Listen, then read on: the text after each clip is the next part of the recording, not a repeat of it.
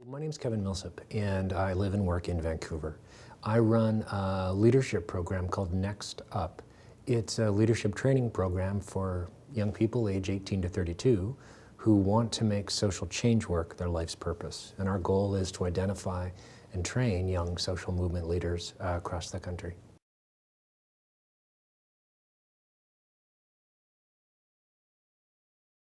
So here's a few quick lessons that I've learned in my long-term engagement work. If social change were a mathematical equation, some of the work that I've done and a lot of the work that I see my allies do has made us experts at division and subtraction. You know what I mean. A left-wing firing squad is when we all walk into a room, pick up our weapons, face inward into a circle, someone yells fire, and we all pull the trigger. And whoever's left standing gets to carry the banner at the head of the next protest, if they can still walk. So, although we can be experts at division and subtraction, we need to do work in a way that makes us experts at addition and multiplication. We need to add ourselves to new movements. We need to add folks to our movements. We need to multiply and amplify their efforts and work with them to multiply and amplify our efforts. Addition and multiplication. So here's 3 approaches that I have done that I encourage you not to do. The first I call the Field of Dreams. Field of Dreams, that was a Kevin Costner movie back in the 80s. Kevin Costner used to be a movie star, forget it. It was predicated on this idea that if he built this fabulous baseball diamond, all these people would show up and magic would take place. Now that was fabulous for Hollywood. But in the real world, I've seen lots of incredible social movement infrastructure get built, a lot of time and money get put into it, and then once it's there, the open sign goes up, and I just sit there at my desk waiting for the crowds to rush in.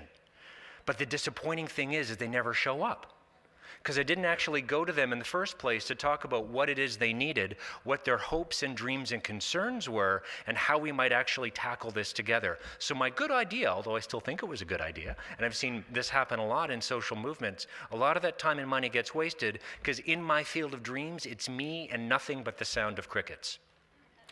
Approach number 2, which I see a lot, I call park and bark.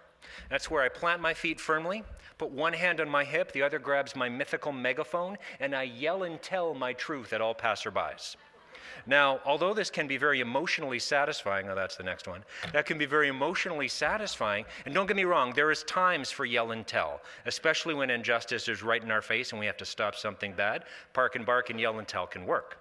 But what I have figured out for a lot of folks is when I'm yelling and telling at them, instead of my message, all they hear me yelling at them is that they're wrong, they're wrong, they're wrong, they're stupid, they're stupid, they're stupid. And after a while, they just walk in the other direction. Approach number 3, which I encourage you not to use, I call it the fact-alanche. Fact-alanche, it's an avalanche of facts, because we have good ideas.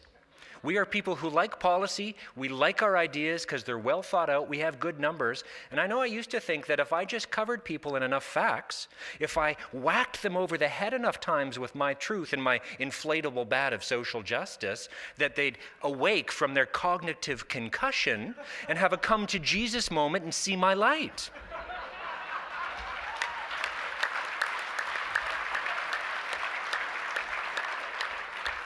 Now, unfortunately, that doesn't usually work. I'm sitting there whacking them over the head with my truth and my facts, and they come up for water, and they reach for, some bottled water, and then I whack them again and say, bottled water's bad.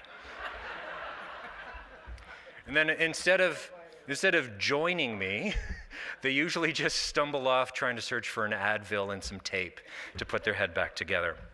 Field of Dreams, park and bark, and fact-alanche, not the best approaches.